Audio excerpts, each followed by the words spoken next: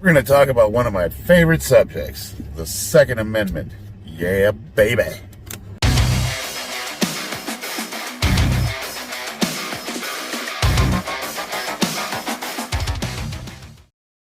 Last couple videos I posted, I got some comments regarding my opinion of what I consider to be the greatest country in history, the United States of America. I forget how much some of the rest of the world hates us. I think a lot of that it's a biased opinion because a lot of what they get in the media is catered. It's very catered. And it's really easy to cherry pick statistics and get a biased opinion.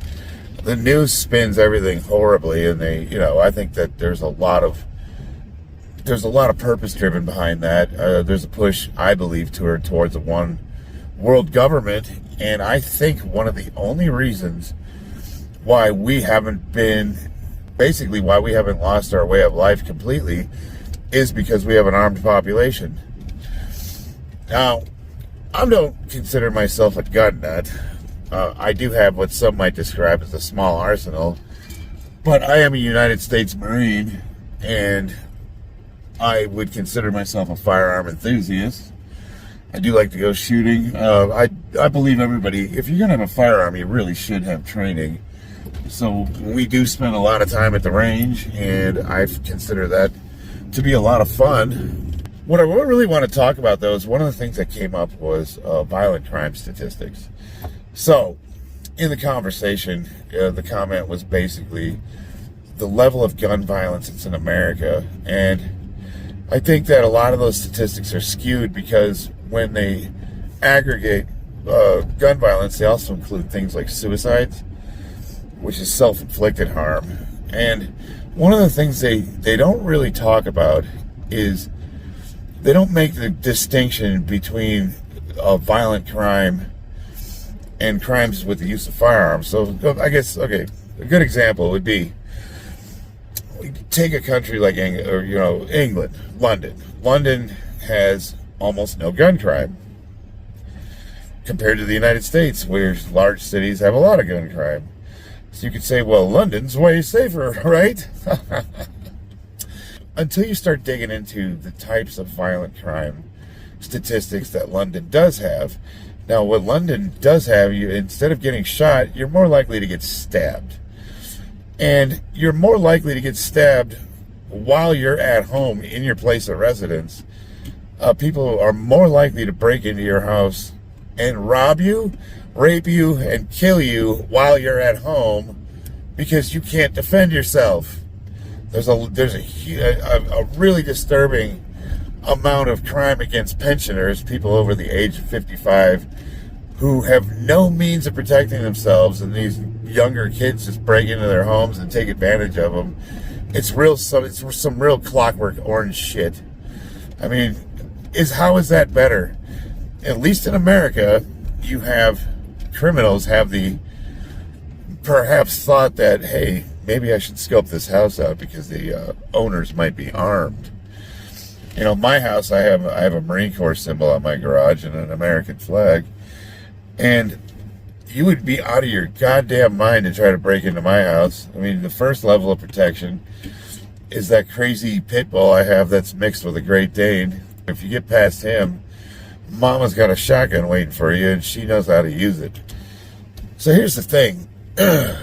Your gun crime might be way lower than America's, but if you look at violent crime statistics per capita, as large as this country is, with huge population centers and swaths of open plains and rural areas, I mean, we're really like 5 to 10 different countries all in one, and each area is completely different than the other.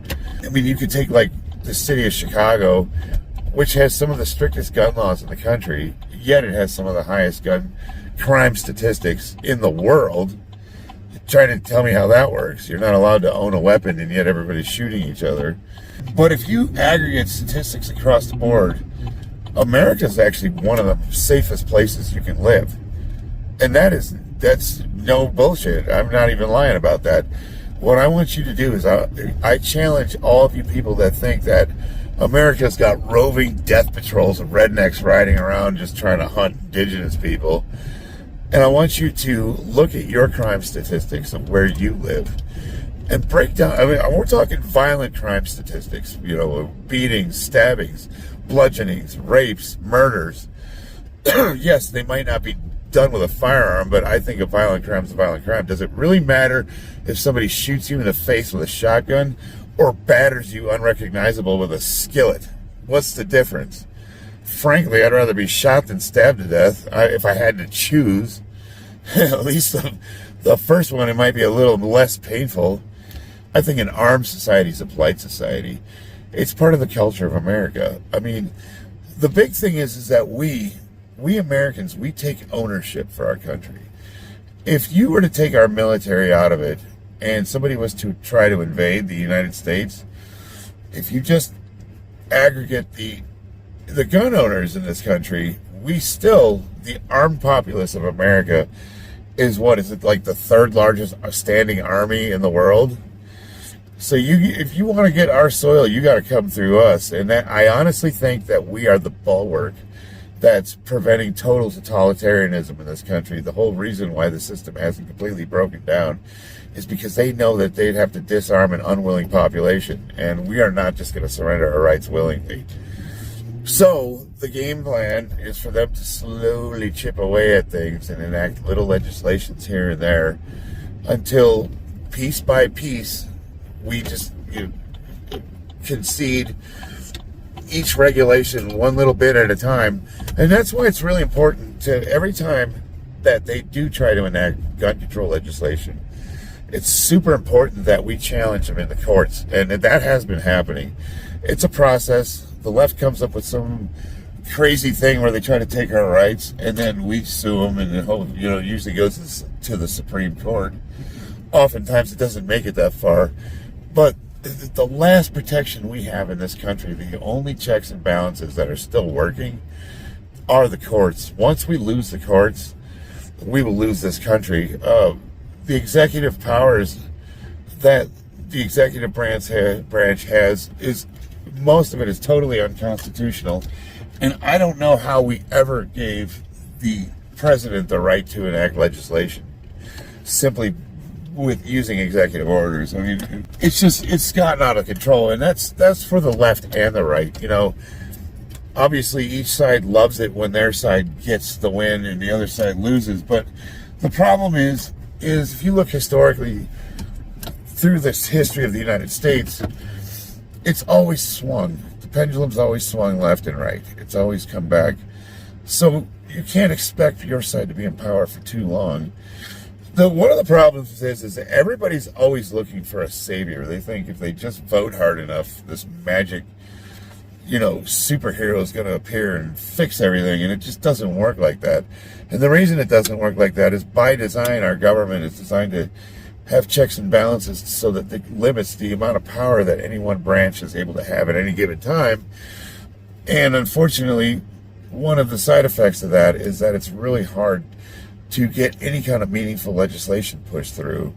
So that's good and bad. That means that if your side is not in power, the other side just can't run over you. And then when you do get into power 4 to 8 years later, you can't exact your revenge upon them for your perceived slights. There's always this gridlock, and it's just like this real delicate balance. And luckily, our legislators are more interested in their own careers and money than they are in doing any good for the country. So as a result, they spend most of their time, in gridlock, and nothing ever gets done. And it's almost comical. But, it's to my brothers and sisters that are in other countries that just don't understand our gun culture, and they think that America is just like this crazy Wild West place where everybody's running around shooting each other. You have it's a very biased, I don't know where you're getting your news from or what you guys are watching, but I can assure you most of it's designed to make us look that way. It's all propaganda. I'm here, I am in Vegas, and I can walk down the streets on every city that I've ever been to. I've walked down the streets and I've never had any problems. Now, that's not to say that violent crimes don't happen. And a lot, like Nevada's an open carry state, And it's really not uncommon to go into a store and see people with sidearms on them. They walk around with them. I got my old trusty right here in the center console in case anything gets stupid. And you might ask yourself, well, if you feel so safe, why do you carry that? Why do you carry anything? I mean, what is the purpose of a fire extinguisher? I have a fire extinguisher in my garage, and it's been sitting there for years.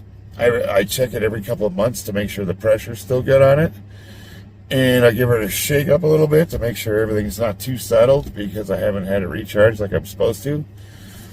And I might never, ever use that thing.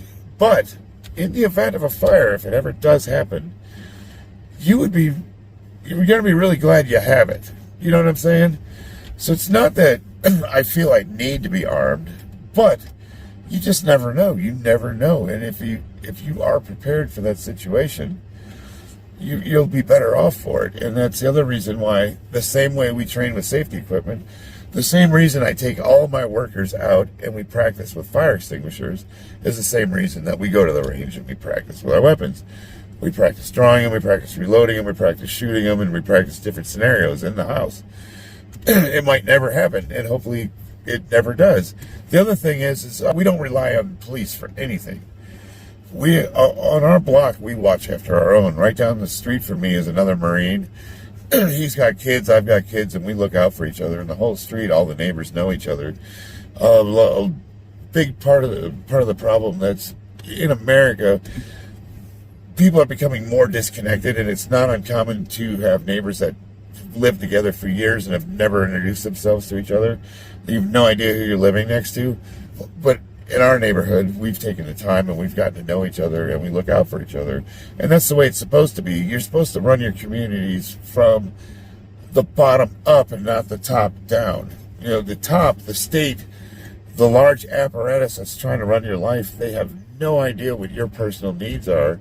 So the best thing you can do is get involved in your local levels of government if you want to exact any meaningful change, because those are the people that are going to be enforcing the laws in your life, and they're the ones that affect you directly. So to have good relationships with them, that's where you can make the most meaningful, immediate change in your life and your situation.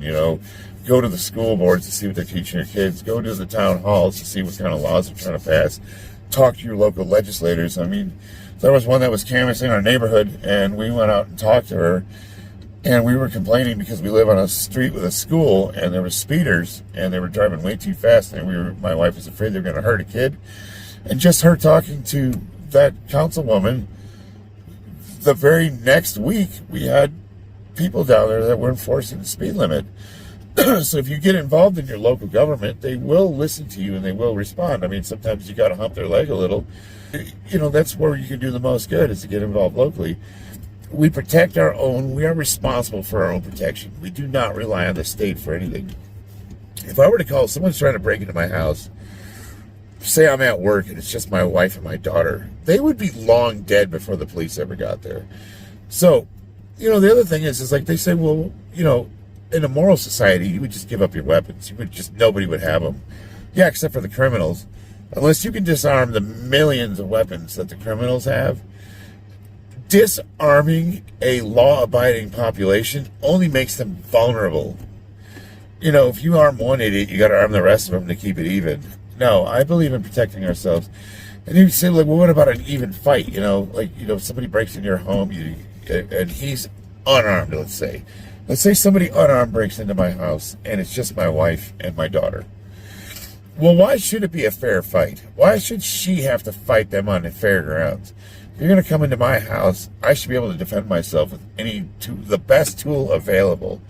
And I frankly don't want my 135-pound wife and 45-pound daughter having to fight off a 220-pound male.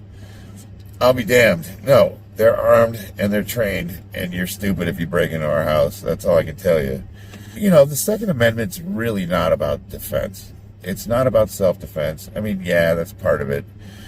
But the spirit of the amendment was written so that an armed, trained, and responsible population can protect themselves if tyranny was ever to take root in our country. If the government goes too far it is our responsibility to do something about it, and that includes up to, but not limiting, the amount of force necessary to remove that government if it becomes too tyrannical. There's a lot of us that believe that we are way past that point, to be honest with you, but, nobody wants a civil war or an armed conflict. If the day ever does come, though, when they come knocking, I'm answering, and I'm answering with my sidearm. I can guarantee you that.